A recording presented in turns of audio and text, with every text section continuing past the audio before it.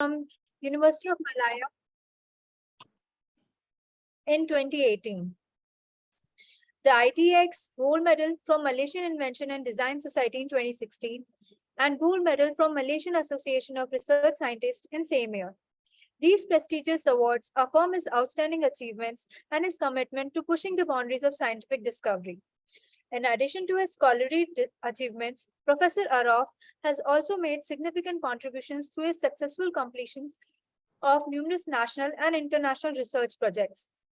His dedication to consultancy work further exemplifies his commitment to translating scientific knowledge into practical applications and real-world solutions.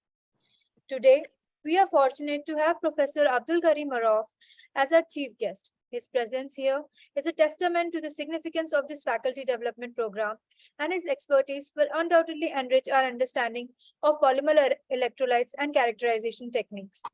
We are eagerly anticipating his insightful address, which will undoubtedly inspire and motivate all of us. Please join me in extending a warm welcome to Professor Abdul Kariem Arof. We are grateful for his presence here today and for his immense contribution to scientific community. Thank you. Thank you. Now I requested two keynote speaker, Professor Abdul Kariem Arof sir, to present his talk. This station over to you, sir.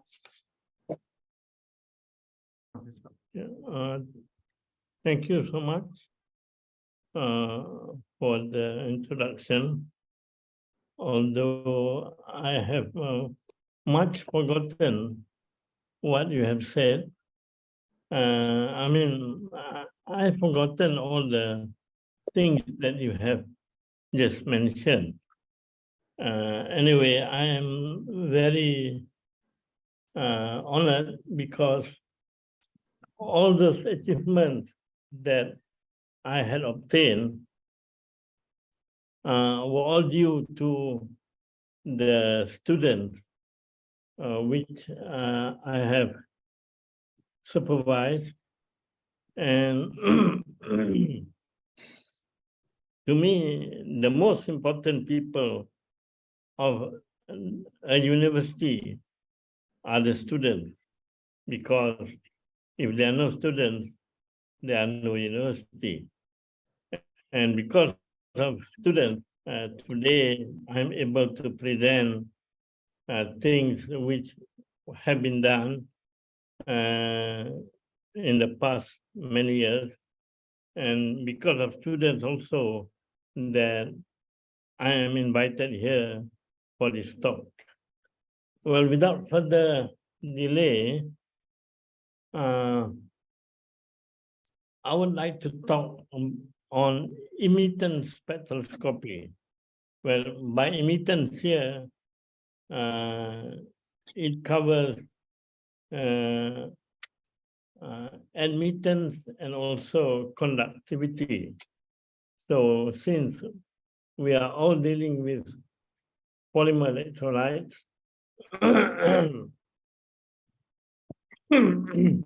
I believe this method can be used to study polymer electrolytes and even ceramic electrolytes. Well,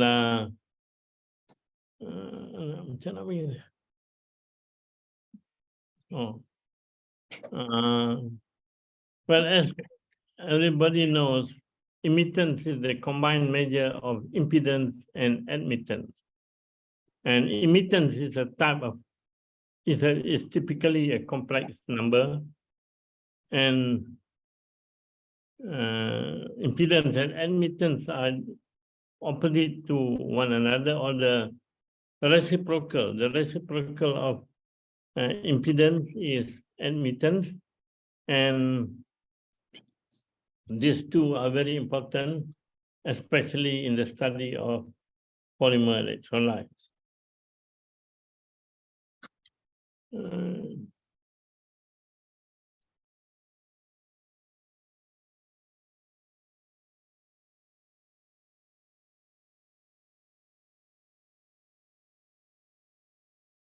Due to the movement of ions, when you apply an electric field. And ionic conductivity depends on how much ion that is present and its mobility, the ion's mobility. It also depends on temperature and on the valency of the ion, whether single valency or double valency. Okay, so when conducting experiment for conductivity,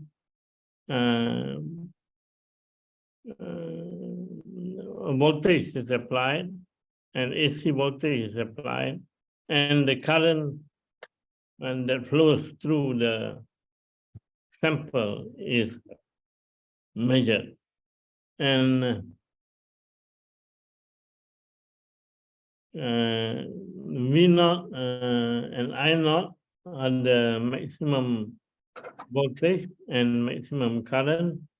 Omega, as you all know, is 2 pi times the frequency of and the measurement of time, or is it measure of the instrument, and so is the ratio of current and current phase theta, which is expressed in the equation noted, and we can parameters number, and this is an example of measurement of impedance, and from the complex impedance plot. This plot is important because from here we can determine the equivalent circuit that is representative of the polymer electrolyte. So from the impedance spectrum, we should be able to obtain the equivalent circuit that with the proper values, we will get theoretically the complex impedance plot. So let us consider a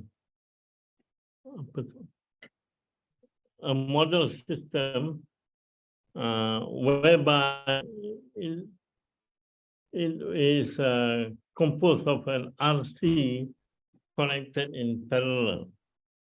So the complex impedance plot will be a perfect semicircle. But this is just a model system. In real system, we will obtain not a capacitor, but we should fit it with a constant phase element, which is actually capacitance that changes with frequency. And in the real system, the complex impedance plot will not be a perfect semicircle, but it will be a tilted semicircle where the center point is below the real impedance axis. And because it is below the real impedance axis, we have to represent the parallel circuit with a constant phase element. Okay, and this is what we have done in the past. where for a resistor and CPE in parallel, you can derive the real impedance and the imaginary impedance. I will not derive it here, but this is the result that should be obtained. And sometimes in the real system, you only have a spike, okay? It must be realized that in the real system, the straight line, I show in the straight line, and the straight line is not, the spike is not straight, but it is tilted with an angle pi p over 2. And of course, the intersection at the real impedance axis will be the resistance of the material. So in this, if you get a spike, then the equivalent circuit will be a resistor and a CPE in series. And you can, and the real and the imaginary impedance can be shown to be as what is shown in this slide. For a parallel, sometimes we also get the spectrum to consist of a tilted semicircle and a spike. Okay, and in this case, the equivalent circuit is as shown here, and the equations that we have derived are given as Z prime and Z double prime. And what can we get from all these equivalent circuits? So I have I'm presenting here the results of Basam Luati and Kamal Guidara, published in 2011 in Ionics. Well, I tried to use the equations on their data. And after a lot of trial and error, we represented their data with 3 R and capacitance as shown here, okay? And this also time consuming for a non-theoretician like me. And the equations for that real and imaginary impedance is as shown in this slide. And with the use of proper values for the frequency that was used in this study, we are able to simulate the results obtained, and the values given here are the values that were obtained from the equation. And these values fit the experimental data of published in Ionics. And this is another example, also from Ionics. Maybe I chose this data because one of the authors have a similar name to me, and not only that, it's because we were able to obtain the we were able to obtain the theoretical and experimental values to fit. Okay, and the equations that we use to fit the experimental result is as shown here.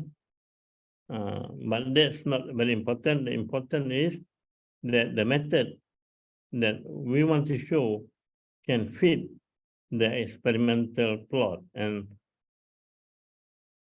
okay, these are test results. And from there, we will be able to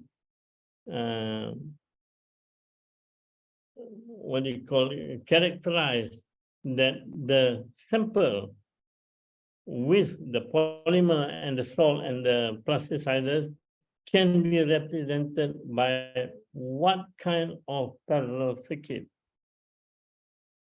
And a part of complex impedance,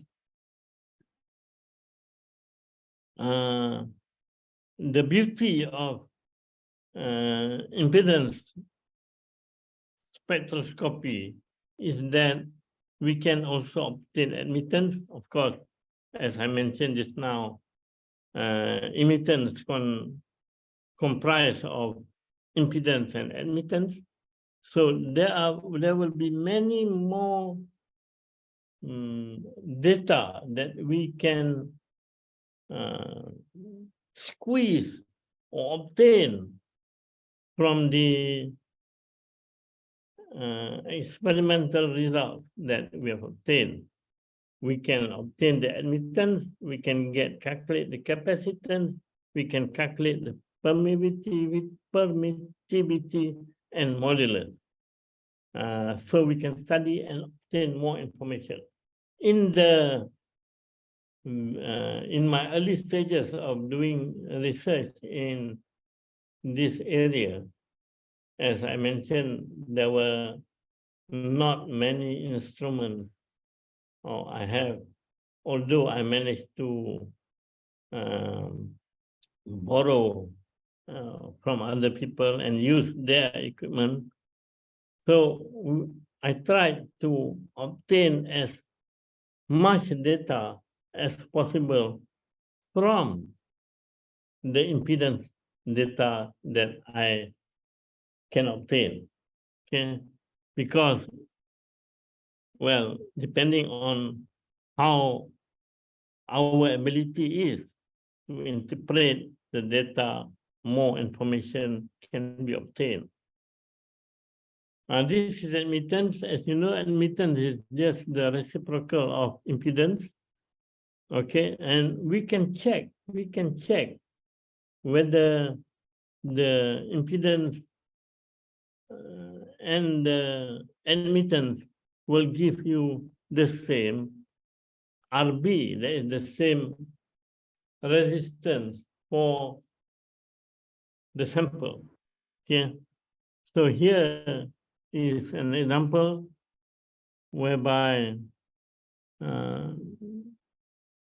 the admittance and the impedance can show you whether the result obtained is correct or not. And this is also another example for admittance.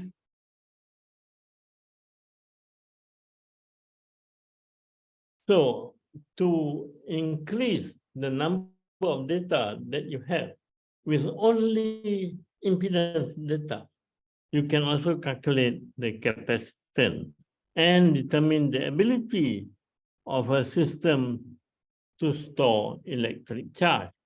Okay, so from the definition of capacitance, capacitance can be related to impedance, and this is what we obtain for the real capacitance and the imaginary capacitance. And when we plot, sometimes you get a plot like this. So apart from capacitance, you can also get complex permittivity. And complex permittivity is also another important parameter, which, as you can see, which you can tell whether at high frequencies the permittivity is constant or not. Okay, and it is also important when you do complex permittivity that in determining whether the complex permittivity gives a constant or almost constant values at high frequencies, then the value of the real permittivity and also imaginary permittivity should be in log form. Okay, because if it's not in log form, then you see in log form is 0, 1, 2, 3, 4, 5, like shown here on the vertical axis. But if you don't log the permittivity values, then you will get constant values or almost zero values at high frequencies. And this might not be the true case, because sometimes at very high frequencies, if you don't log the real axis, it may not reach constant value. So that is another important thing that have to be noted when you calculate the permittivity. And finally, the modulus mechanism is another parameter that can be obtained. And from the modulus, from these values, you can calculate tangent delta as a function of frequency. And tangent delta can be obtained by dividing the imaginary dielectric with the real dielectric, which is also equal to the real imaginary modulus to the real modulus. But when you want to consider the impedance, it has to be the real divided by the imaginary impedance. These are some examples in which impedance spectroscopy or emittance spectroscopy can be used to study to study the physiological condition of kiwi fruit. This is results of other people from Auckland, New Zealand. And I chose this because I like the kiwi fruit. And then there's also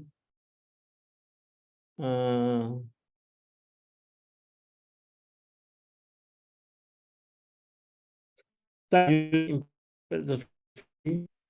on the maize fruit. This is also another good fruit to eat, not only to study, but also to eat. And what I've eaten is the yellow maize, not the red and the black one. But I suppose you can find this in other countries. And also from here, you can get the angle theta, the phase angle. And so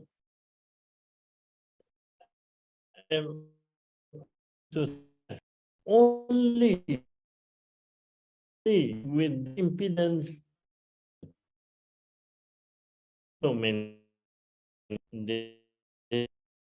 and there are also a lot of foods, and a lot of food. And India is very rich in all this food. and fruit things studied. And this is another study. I think this is by the group led by Tapani Repo, who analyzed willow root system by electrical impedance spectroscopy.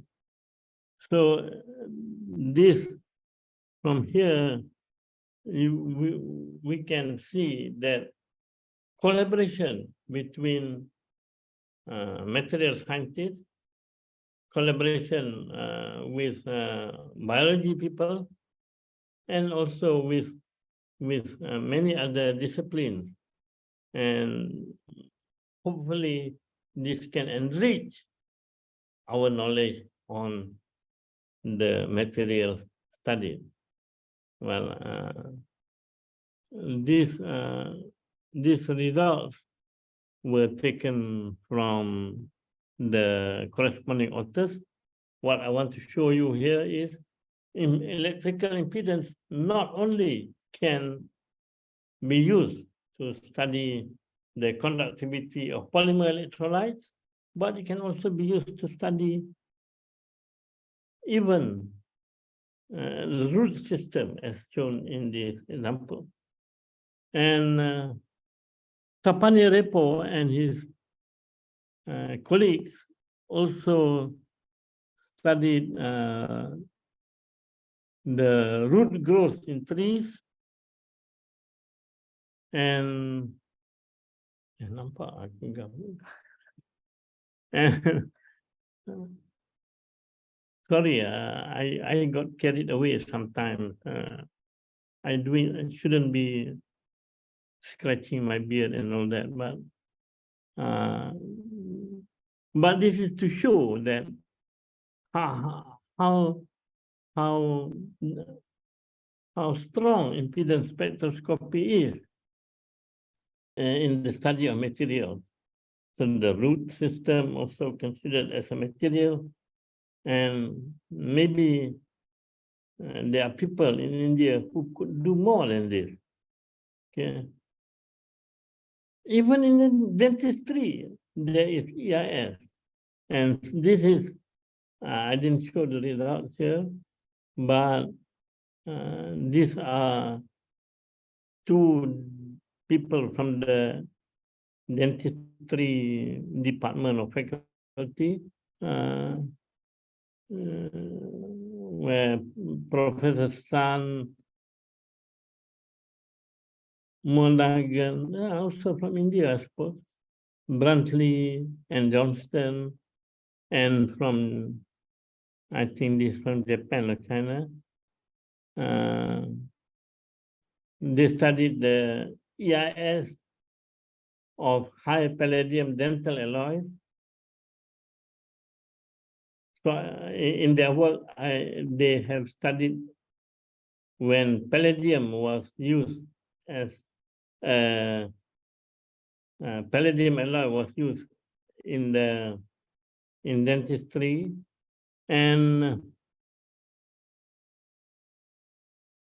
also some other dental alloys that is used by Huang and Li.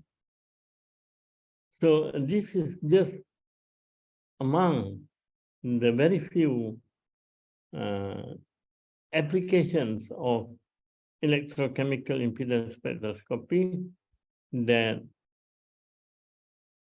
I am able to find, and perhaps many other scientists will also be able to use this very useful technique in other types of science.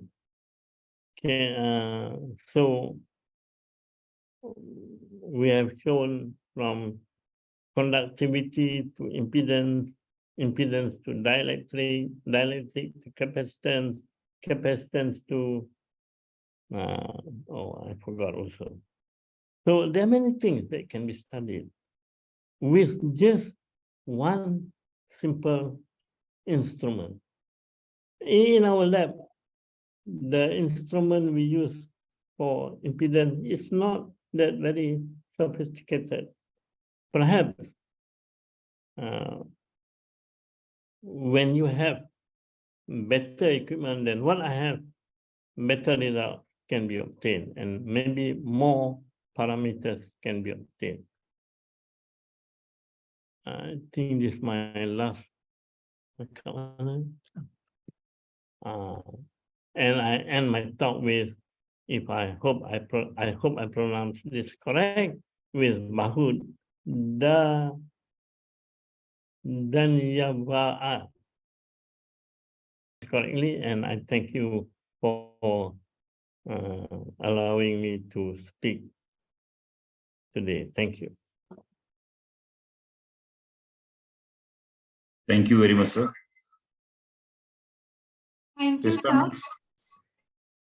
Thank you, sir, for your valuable talk on a snapshot on impedance spectroscopy. And now the session is... Hello. Thank you, sir. Yes. Thank you, sir, for your valuable talk on a snapshot on impedance spectroscopy. And now the session is open for question answer. Participants are requested to raise their hand for asking a question.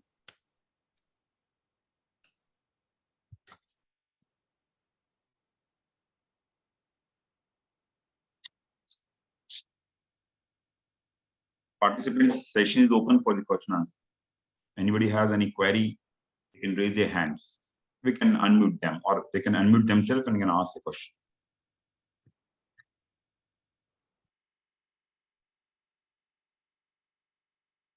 Professor Arof, I have one query. Okay. One, you have shown that impedance spectroscopy can be used to analyze the tree growth. One of paper you have shown here, the tree root growth. Mm-hmm. How they are doing it? Like whether they are putting this tree root somewhere in different jar or somewhere, or they're cutting it in regular interval of time. Is there any time age effect on that? No, here they put, for example, in this work by Tapanirepo, they use it, they put it in solution. Okay. They put it in solution, and depending on what they want to study, they put their electrodes at the and you can see here, they put the silver electrode and then another electrode and connect it to the Agilent 4294A instrument. Right. So it can be considered like a true system whereby they put the roots in a solution. So that, yes.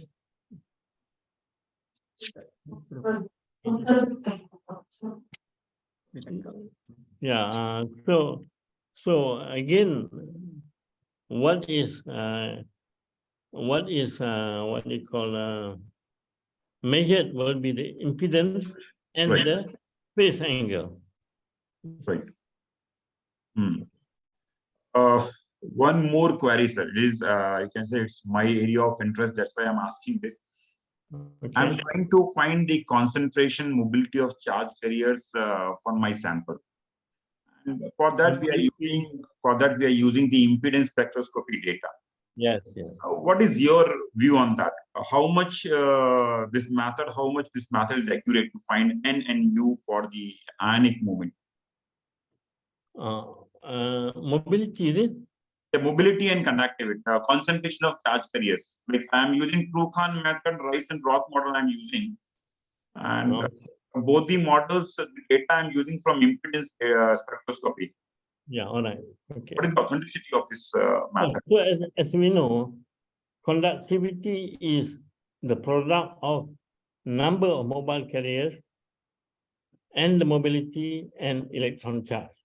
Okay, but we don't put a negative sign, okay, because they are positive charge. So we also have shown a method which I think will be presented by Professor Ikhwan, how we can get N and mu, okay, with respect to the composition or with respect to composition with respect to mobility, okay, and from that also we can get the apa satu lagi tu? Diffusion coefficient of the material. So that is why when I was a poor researcher, I had to find all these things. We know sigma equals n mu d, right? And we know sigma can be obtained experimentally from the ZI curve, okay? And knowing the resistance, we can calculate the conductivity. But what more can we get from the conductivity value? And because we know that conductivity is a product of n number of ions times the mobility times the electron charge. So why not we try to find a method that can give us n and mu, and with this, and also with IR results, we can publish that, and we have published that in Q1 journal. And this, and for the method that I described, or that will be described in detail by Dr. Ikhwan, is been described in physical chemistry and chemical physics in 2014. Yes, I read this paper, sir. I read this paper, and I had cited also. In many of my papers, I cited this paper. Okay, thank you very much. Yes, sir. Anyone else who wants to ask question on this? Sir, Yeah, please, Aditya. It was great, Professor, to give a very insightful lecture on impedance spectroscopy. Even like as Professor Saxena said, that I'm also somewhat getting touch in, doing the EI spectrum.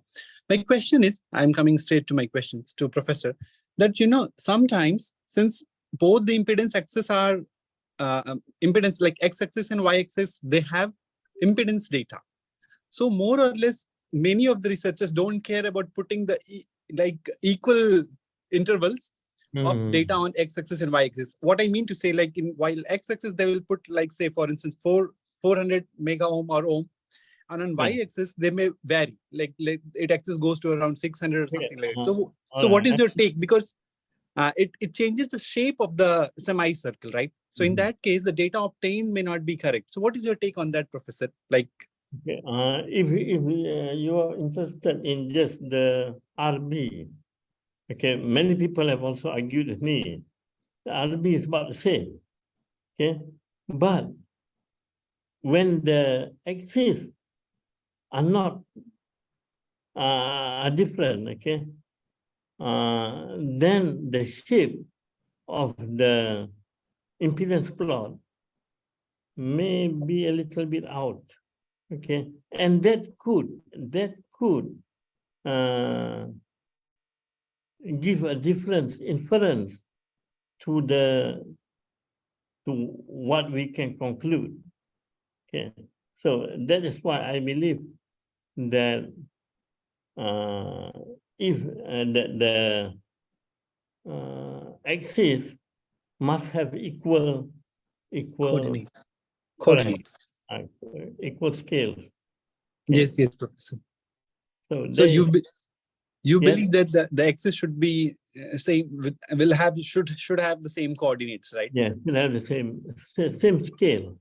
Same scale. Because, It's very true. because the y-axis may have a very big value and the real axis may have a small value, but if you put the scale the same, okay, say the difference between the first one and the first reading and the first point and the second point, say it is 100, okay, for the horizontal axis, it also must be 100, although the value may differ greatly.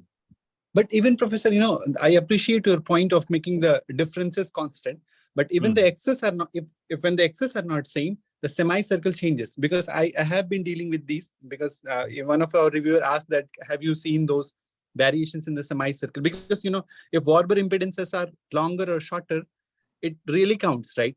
And especially Yes. when we go for impedance spectroscopy, or finding your, like I read your paper, and I saw that you have the same axis, so you follow. But that's the reason I asked you, like, what is your take on this? So this is really a serious issue. Like often when I get review, I often recommend them to make the axis same.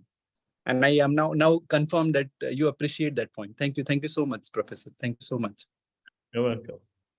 My pleasure. I think no more questions. Shesta ma'am, you can proceed. Thank you, Professor Arof, for a wonderful talk. Thank you very much. Yeah, welcome. Thank you, sir. Now I request to Dean, IPS Academy Indore, Dr. Anup Singh sir, for vote of thanks. Good morning, ladies and gentlemen. As a Dean of IPS Academy, Anup Singh, honored and privileged to express my gratitude to all of you by delivering the vote of thanks.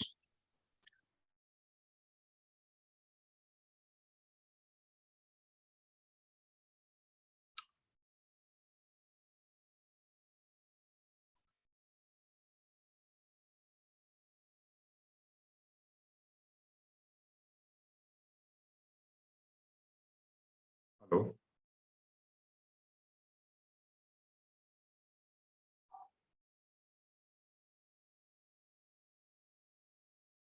Recording in progress. Students and professors enrolled in the program for dedicating their valuable time to such a beneficial endeavor. Thank you all once again. Thank you very much. Recording stopped. Thank you, sir. Thank you. All participants, I have shared one link with you in the chat box.